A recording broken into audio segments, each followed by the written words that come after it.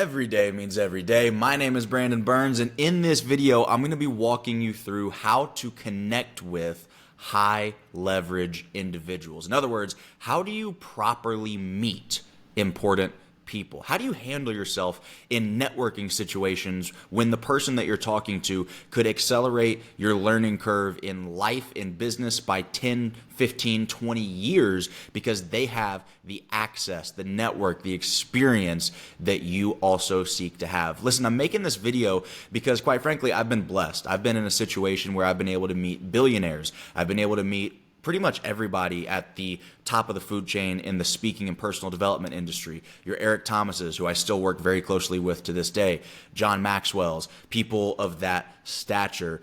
And I see so many people, especially the folks that tend to follow me, are typically younger men who are entrepreneurial in nature and they want to build a dope life, and a lot of them want to build a dope business or at the very least a dope career. And you know, they're interested in connecting with these people who have already accomplished what they seek to accomplish. Because I think at this point, at least at the recording of this video, 2025, most people recognize the value of mentorship, of coaching. People recognize the value of experiences, of getting yourself in the room with people who have done really, really big things with their life. And they recognize the value of being connected to a network where you are the poorest, dumbest person in the room, right? The least accomplished person in the room. It's a superpower to be around those sorts of people. A funny story for you, actually. I remember going to lunch one time in Columbus, Ohio. E.T. had just spoken to Ohio State football team, and we get in the car, we drive to this restaurant in downtown Columbus, and it's me, Eric Thomas, who is at that time, you know, we're kind of going around the table, just talking, telling stories. And E.T. is talking about how he's about to start charging 6 figures plus for keynotes. I think this is maybe when he was going from 100 to 150,000 or whatever for his hourly keynote fee. And then next to him is a guy named Anthony Flynn, who is actually E.T.'s business advisor. And he was talking about how he had raised over $50 million to plant churches all across the United States. And then next to him is Braxton Miller, former OSU quarterback, and he's talking about how he just spent $2 million to start up a school in Africa or something. And I'm sitting here making like, I don't know, 80 grand at the time. I mean, this is years ago. And I'm just like, bro, how did I get myself into this room? How am I sitting at this table? But it did something very important for me. It flipped a switch in my brain where I said, this is what people are capable of. This is the people that I'm around. I got to step up. I got to level up. I got to get to the point where I'm giving my version of what all of these guys are talking about. And it drove me to accomplish more. But not only did it ignite a fire and a drive in me, it also gave me real tangible exposure because I'm sitting at the table so I can ask, hey, how'd you do that? How'd you raise $50 million? How'd you get your brand to a point where you're charging $150,000 for a keynote? How'd you do this? How'd you do that? And they wanted to help me because of the way that I approached them and the way that I approached those conversations. So I'm making this video because I feel like I've got a little bit of experience doing it right, and I've also got experience in watching other people fumble the bag, and they get into a room with high-level people, they get the exposure, they get the access, and then they ask a question, and they just fumble the opportunity, right? And I don't want that to be you. So without further ado, here are a couple of steps that you can take to meet and connect with important people the right way. Number one, this is by far the most important. By far, if you turn off the video right after this, I ain't even mad at you. This is the most important thing, all right? Do not act like a fan if you want to be a peer. I'm going to say that one more time. Do not act like a fan if you want to be a peer. I remember I was at John Maxwell's conference one time, and I had got backstage access and everything because of the work that I do with Eric Thomas. And I had one of my best friends there with me. And he's a great guy. This is not a knock on him at all. But we went backstage together, and he's a really big John Maxwell fan. And of course, if you're in the personal development, leadership, speaking industry, John is just like one of the GOATs. I mean, he's on the Mount Rushmore of speakers, multiple 9-figure companies, got his own plane, just all the things. And we go backstage, and we're about to meet John. And I look over at my buddy and I'm like, dude, you look like you stole something. Like, can you not look like we're running from the cops right now? Like you're sweaty, you're shaking, you're like looking around like you're tweaking. I'm like, dude, relax. And it just made me realize that the energy that you give off in rooms like that is so critical. Now, I'm not saying go in there and be pretentious or pompous and act like you're somebody that you're not. If you don't have the credentials to be in that room and you know that, don't go in there acting like you're the next big thing. I mean, confidence is important, but you can't be off-putting in the sense that you're trying to force your way into being something that you're not. But what I am saying is, act like you're supposed to be there. Don't flex. Don't overly try and prove to anybody who you are and why you should be there. But just be yourself. Just act like, you know what? God ordained me to be in this room right now. I wouldn't be here if I wasn't supposed to be here. And I'm worthy enough to be in this room and to be talking to these people. Right? Now, I recognize and respect the fact that somebody like a John Maxwell is literally 50 years ahead of me. I mean, he's far more accomplished than I am. He has far more achievements than I do right now, but he's not better than me. He's more developed than me, but he's not intrinsically better than me. And so that allows me to approach him with a level of obviously respect and admiration, but not in the sense that I'm lower or less than. He's further ahead. He's not better.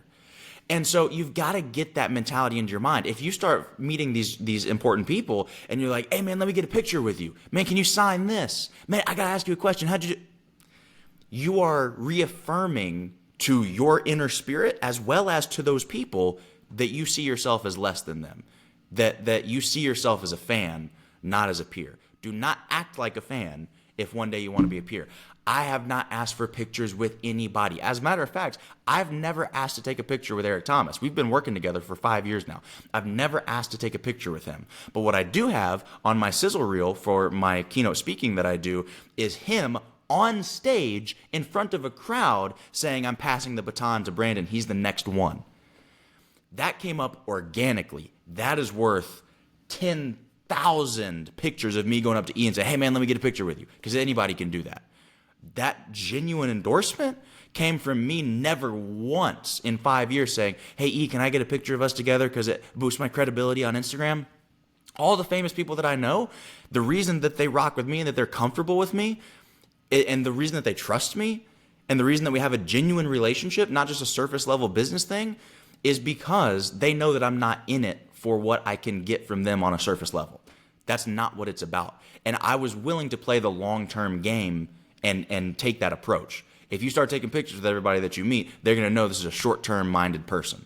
All right? Not to mention, just again, psychologically, you start taking pictures of stuff, what are you telling yourself internally? This is a rare event.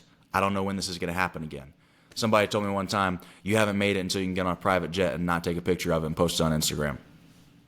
Because if you're taking a picture, what are you doing? You're reaffirming to yourself psychologically, this is a rare event. I don't know the next time this is going to happen, so I got to show it off and I got to document it because this isn't like an everyday thing. You got to train yourself to be accustomed to these situations, to expect these situations. Do not act like a fan if you want to be a peer. Number 2, let's talk about the basics. Firm handshake, eye contact, head up, shoulders back. Don't look scared. All right. Now, again, don't be like cracked out energy, because I've seen people do that too, where they get really nervous and they're like, hi, how you doing? Hi, I'm so great. So grateful to be here.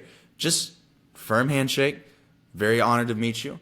Had a phenomenal experience so far. How's your day going? Like, just be a normal person. Firm handshake, eye contact, head up, shoulders back. Be confident. All right. Number 3, know who you are. If somebody asks you, and especially people that are like that, they're going to want to get a snapshot of who you are and what you do. They're going to want to know, why is this person talking to me, right? So by avoiding the let me take a picture with you, let me get an autograph, you're already separating yourself in one sense. But when you know who you are and what value you provide, now all of a sudden you've really separated yourself and they can see you for what you have to offer rather than just another, fan or something like that. Because people that are at that position, they're shaking hands and kissing babies all day long. And so even if you play it cool, you're going to go into the mental folder for them of, okay, it's just another person. Like, they seem cool enough, but like, it's just another person, right? If you can give them something unique that makes them go, oh, this person is, I remember them. They're memorable. They were cool. They were respectful. They were confident. But they had something about them that I understand who they are and what they do now. That's going to help you stand out to them. A framework that I have for this is name, same, fame, aim, game. I did not make this up. This is from Daniel Priestley, phenomenal author on all things business related. Name, same, fame, aim, game. He says this is how you do a 30-second introduction, all right? You tell your name. You put yourself in a box so that you can take yourself out of that box, meaning what's the same about me and other people that you know and understand, right? So you can't be so hyper unique that nobody understands what you do and who you are, right? So you got to say something that's like people understand. You don't want to say you're an ethereal healer. You want to say you're a life coach. Make sense? From there, you say fame. So that's your differentiator. So again, you can think of name, put yourself in a box, take yourself out of that box, or name, same, fame. What's unique? What's different about you? What's that thing that is noteworthy about you? Aim, what are you currently focused on? Game, what's your overall biggest mission? What's the vision that you have, right? So if I were going to introduce myself in 30 seconds, I've got a million different versions of this, but I could say, hey, my name is Brandon Burns. I'm a keynote speaker, peak performance coach, life and business strategist. I've worked with clients like Deion Sanders, Master P and Eric Thomas, Olympic athletes, Grammy and Emmy award-winning artists. And right now I'm focused on my live events and training seminars so I can empower more people to reach their potential daily instead of just occasionally. That's my mission. Now all of a sudden it's like, oh, this guy knows who he is. This guy knows what he's doing. Oh, okay, he does live events. Oh, can I connect him to this person? Can I do this? Oh, he's a speaker. Can I get him an opportunity here? Now all of a sudden, oh, your mission is to help people achieve their potential daily, not occasionally. How do you do that? What's your framework? What's your model? Now we're in a conversation and it's very clear and very condensed, right? In a previous life, when I was an athlete, I might say, I'm Brandon Burns.